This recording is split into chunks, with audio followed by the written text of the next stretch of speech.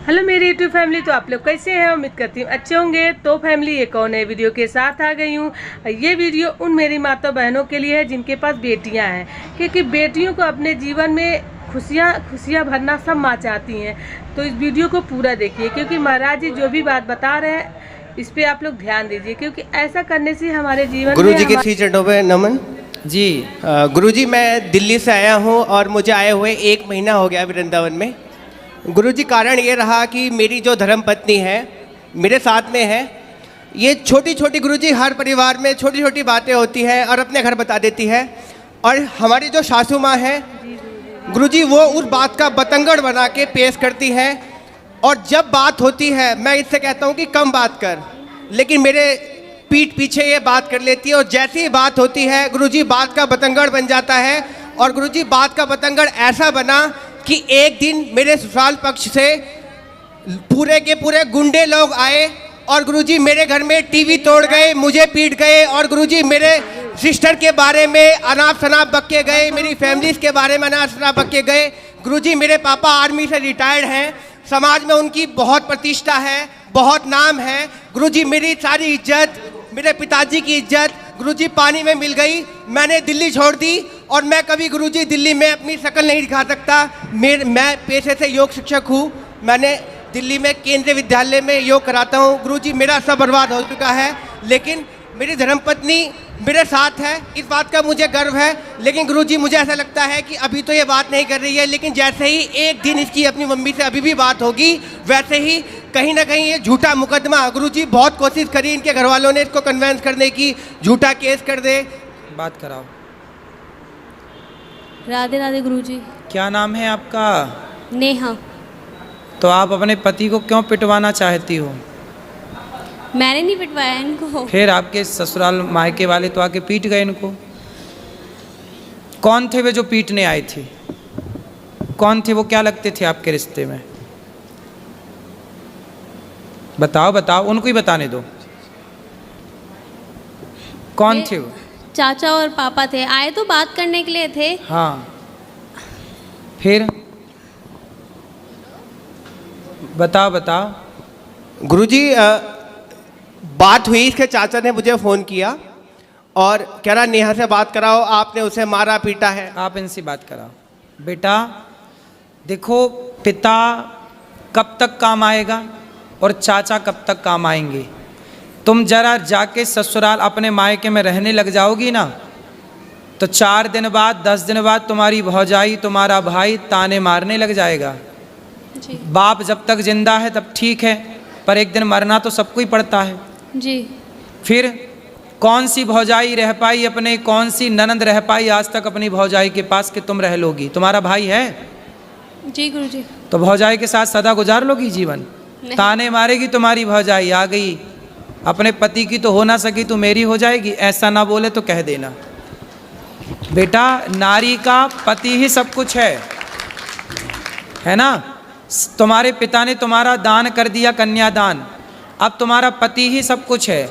और पति को अपने मायके वालों से पिटवाओगी, यदि ऐसा कुछ हुआ तो बहुत गलत जाएगा मैसेज।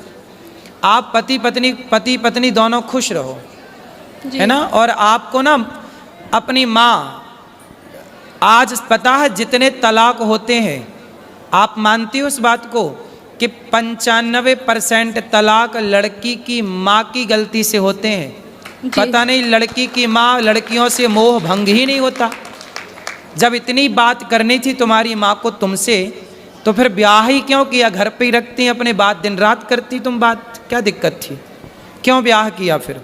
रुको बेटा रुको, तुम लियो। इसका मतलब ये हुआ, आप मानती हो उस बात को कि बहुत सारी माताओं की गलती से, माँ की गलती से बेटियों का तलाक हो जाता है?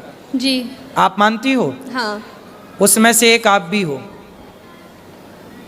आपकी जो माँ है ना, माँ कैसी होनी चाहिए? अरे माँ ऐसी होनी चाहिए कि पति पत्नी में लड़ाई हो तो माँ कहे कि बेटा ये तो सबके घर होती है, इस धरती पे ऐसा कौन पति पत्नी है जिसमें कभी लड़ाई झगड़ा ना हुआ हो? जी सबके होता है। इसका मतलब ये थोड़ी कि माँ तुमको बोला आजा बेटा मैं देखती हूँ दामाद को मैं पिटवाऊंगी। अरे माता सती अपने पिता के घर चली गई थी, दक्ष प्रजापति के घर। और वहाँ पर देखा कि मेरे पति का अपमान हो रहा है, तो माता सती सहन ना कर पाई। एक अच्छी स्त्री वो होती है जो कभी अपने पति का अपमान ना करती ना कराती। वो कैसी पत्नी जो अपने पति को अपने पिता और अपने चाचा से पिटवाए। तुम्हारे पिता बिल्कुल धर्म का ज्ञान नहीं रखते क्या? अनपढ़ है क्या? अरे दामाद का पांव पूजा है, जिसका मंडप के नीचे पांव पूजा है, उसे मारने का सोच भी कैसे सकते हैं? थोड़ा रिश्तों में मर्यादा भी तो रखनी चाहिए ना बेटा।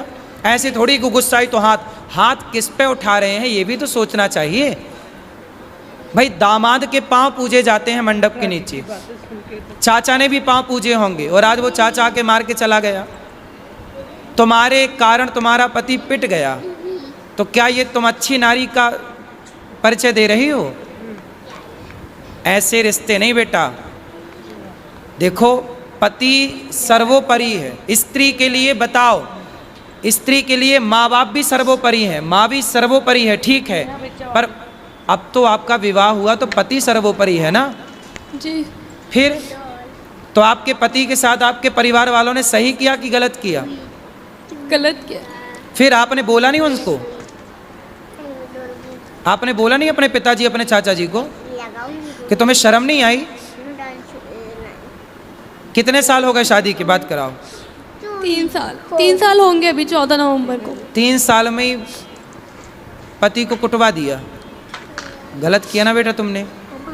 ऐसे समझा दो अपने पिता को और अपने चाचा को, बोले ये जो तुम्हारी ताकत हमारे पति को मारने के लिए लग रही है ना, ये दीन दुखी की सेवा में लगाओ, कुछ दीन दुखी को भोजन पानी कराओ। ताकत है। रावण जैसों की लंका जल गई बेटा। ताकत घमंड तो रावण का नहीं चला। तो बोल देना अपने चाचा को और अपने पिता को, जी गुरुजी, है ना, कि मेरे पति को सुनो, आपका धर्म है कि आपको पति की तरफ खड़े होकर बोलना चाहिए, चाचा मेरे पति की तरफ आंख उठा के मत देख लेना, ये आपका धर्म कहता है। ठीक है। ठीक है। तो आप किसके साथ हो? माँ के पक्ष के पति के साथ? इनके साथ। तो पति आपके शराब पीते हैं? नहीं। गलत है? नहीं। आपको प्यार करते हैं? बस एक्सेस बोलते हैं, बहुत ज़्यादा एक्सेस बोलते हैं, जरूरत से ज़्यादा बोलते हैं। अभी बेटा शादी के 3 साल हुआ है। 3 साल में ना बेटा आम का पौधा लगाओ तो उसको भी 5 साल लगते हैं तब वो फल देता है।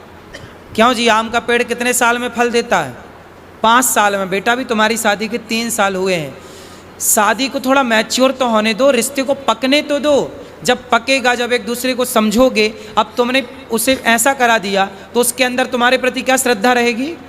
अब तुम हमें पिटवाओ और फिर हमसे उम्मीद करो कि हम तुमसे प्यार करें और तुम्हारा सम्मान करें। बेटा सम्मान दोनों तरफ से होता है।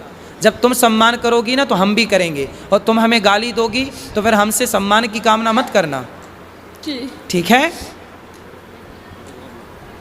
गुरुजी एक बात और कहनी थी। क्या हुआ? और सुनो, तुम भी कितना बोलते हो पत्नी को, क्यों इतना उल्टा सीधा बोलते हो? गुरुजी मैं ऐसा कुछ नहीं बोलता, मैं बस ये बोलता हूँ कि बस अपनी मम्मी से उतना ही बात कर। गुरुजी मैं कभी जानने को मना नहीं माँ करता। से बात करती है बेटी, इसमें बुराई क्या है? माँ से तो हर बेटी बात करती है। और गुरुजी अभी शादी के 3 साल हुए हैं, थोड़ा अभी तो उस घर से निकल कर इस घर में आई है, उसको भी तो थोड़ा मौका दो।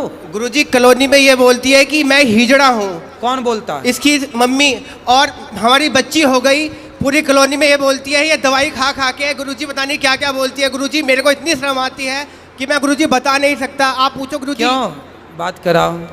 तुम अपनी माँ को बताओ ना बेटा, है ना? तुम्हारी माँ ऐसा बोलती हिजड़ा है,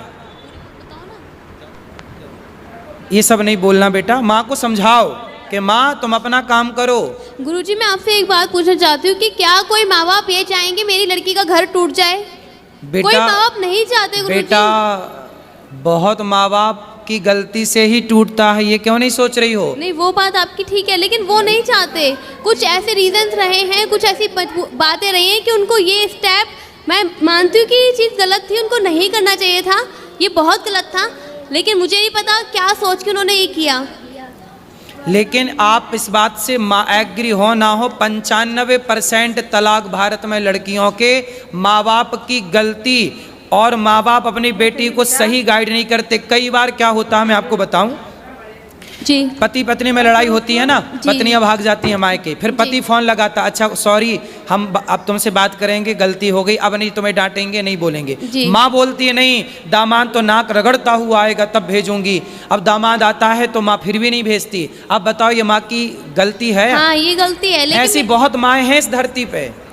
है गुरुजी, लेकिन कुछ गलतियां इनकी भी हैं। बिल्कुल ये भी होंगी, गाली देती है, इनकी भी गलतियां ये होंगी। भी गाली देते हैं माँ बाप को। भाई माँ बाप तो माँ बाप है ना गुरुजी, चाहे कैसे भी है लड़की के ही, लेकिन है तो माँ बाप ही। इनको गाली देने का क्या राइट बनता है? बिल्कुल। क्यों तुम गाली देते हो इनके माँ बाप को? गुरुजी वो दारू पीते हैं। कौन? और इसके जो पिताजी अरे हैं तो वो अपने पैसे से पीते हैं। गुरुजी तुम्हारे दारू पी के वो गाली गलौज करते हैं। अरे गुरुजी तो करने तो कुत्ता भौंके मैं- तुम मुंह में टेप लगाने जाओगे क्या? गुरुजी मैं पढ़ा लिखा शिक्षित और मैं योगा टीचर, मैं तो गुरुजी लोगों को ज्ञान और देता हूँ योग का, मैं अरे गाली भाई नहीं देता। तो सारा संसार दारू पी के गाली दे रहा, तुम सबका ठेका लेके बैठोगे? गुरुजी मैं ब्लॉक कर देता हूँ उनको कि कॉल मेरे से बात ना हो, तो फिर वो ये बोलते हैं कि नंबर यहाँ ब्लॉक पे कर आप देता भी है। गलत हैं। सास ससुर को गाली क्यों दोगे? मैं- भाई सास ससुर पत्नी के माता पिता आपके भी माँ बाप हैं।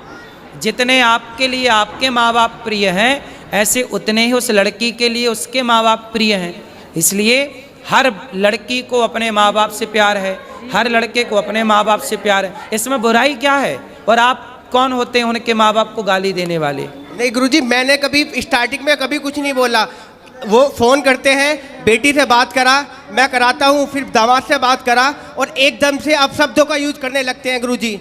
कोई बात नहीं, वो भी तो तुम्हारे माँ बाप हैं। जैसे माँ बाप की दो डांटें सुन लेते हो, सुन लिया करो। रिश्ते थोड़ा सहनशीलता से चलते हैं। दो बातें तुम सुन लो, तुम काहे इतना हाइपर हो जाते हो? दो बात तुम्हारी सुनने की क्षमता नहीं है। अरे पत्थर को छेनी और हथौड़ों की चोट पड़ती है, तभी वो गुरुजी, पत्थर मैं होली- भगवान बन के पूजता है। गुरुजी दो मैं बात- होली पे गया, होली पे उन्होंने फ़ोन करके बुलाया, मैं अपने दोस्त को लेके गया ससुराल के अंदर और गुरुजी मेरे दोस्त के आगे उन्होंने गालियां देना चालू किया। सब छोड़ो, अब प्रेम से रहो तुम दोनों, है ना? और आपस में बिल्कुल ना लड़ना। ठीक है, राधे राधे गुरुजी।